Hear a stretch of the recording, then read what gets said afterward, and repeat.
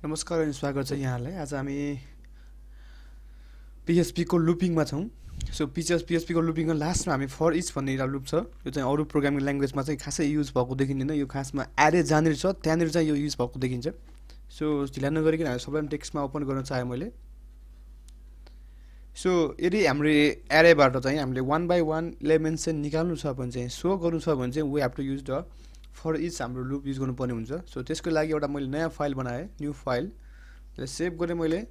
फाइलको नाम for each भनेर for.php। Okay. र मैले ज्याम्प चाहिँ मेरो चाहिँ डिफल्टमा बाइ डिफल्ट मैले कम्प्युटर स्टार्ट गर्ने बित्तिकै मेरोमा ज्याम्प अन हुन्छ। तपाईले देख्नुहुन्छ यो स्टार्ट भइसकेको छ यहाँनिर। सो त्यसपछि मैले एउटा ब्राउजर ओपन गरेँ। कन्ट्रोल विन्डोज आर गरेर CHR क्रोम टाइप गरेर मैले इन्टर गर्ने बित्तिकै ब्राउजर ओपन हुन्छ। यसमा मैले local host /for/each.php okay file open गरेँ मैले। ओके यहाँनिर हामी प्रोग्राम गर्न गइरहेका छौँ अहिले फर इचको। ओके फर इचको सिन्ट्याक्स भन्नु पर्दाखेरि यसमा हामी फर इच यसमा चाहिँ हाम्रो के हुन्छ एरे एज अ भ्यालु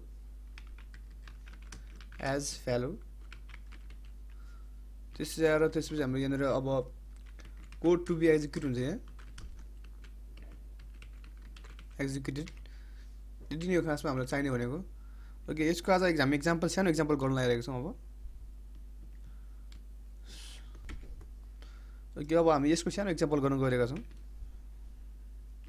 सुरुमा PHP डिफाइन गर्छु म। अब PHP लाई ओके PHP ट्याब गर्नुभयो भने चाहिँ PHP डिफाइन हुन्छ।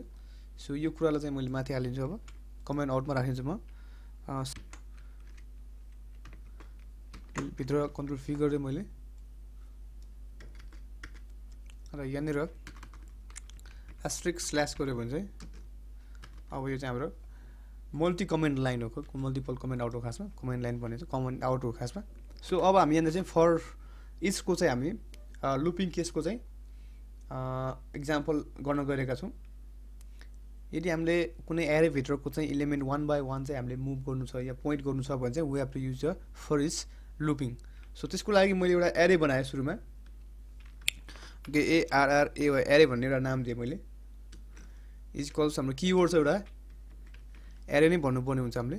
सो एरे मात्र लेखेँ। एरे भित्र मैले एलिमेन्ट्सहरू लेखेँ।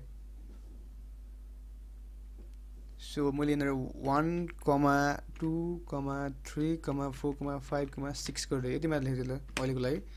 ओके एरे हाम्रो डिफाइन भयो। एरेमा हामीले एलिमेन्ट्स पनि हालिसकेको छ।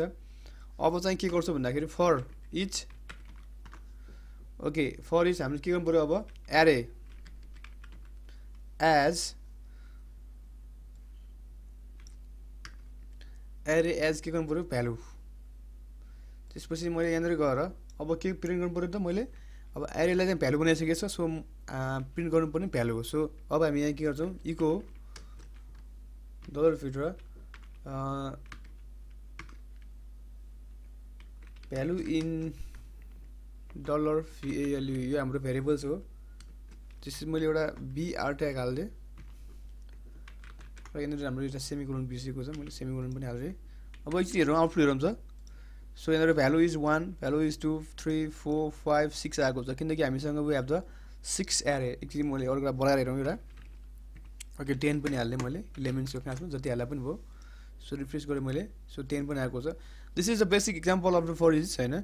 यो चाहिँ हाम्रो एरेहरूको चाहिँ यदि एलिमेन्ट्स 1 by 1 हामीले चाहिँ निकाल्नु छ कुनै भ्यालुमा केही गर्नु छ भने चाहिँ we have to use the for each. यो चाहिँ हाम्रो डाटाबेसको केसमा पनि यो म्याक्सिमम युज भएको देखिन्छ। 1 by 1 हामीले डाटाहरू ट्राइप गर्दाखेरि चाहिँ यो युज भएको देखिन्छ। ओके नेक्स्ट भिडियोमा यसको बारेमा चाहिँ हामी फरर कुरा नै गर्ने गर्छौँ। डाटाबेसको कुरा केसमा आयो भने चाहिँ हामी यसको बारेमा चाहिँ कुरा गर्छौँ भन्दै आजलाई यति नै गरेर बिदा हुन चाहन्छु। हस् नमस्कार।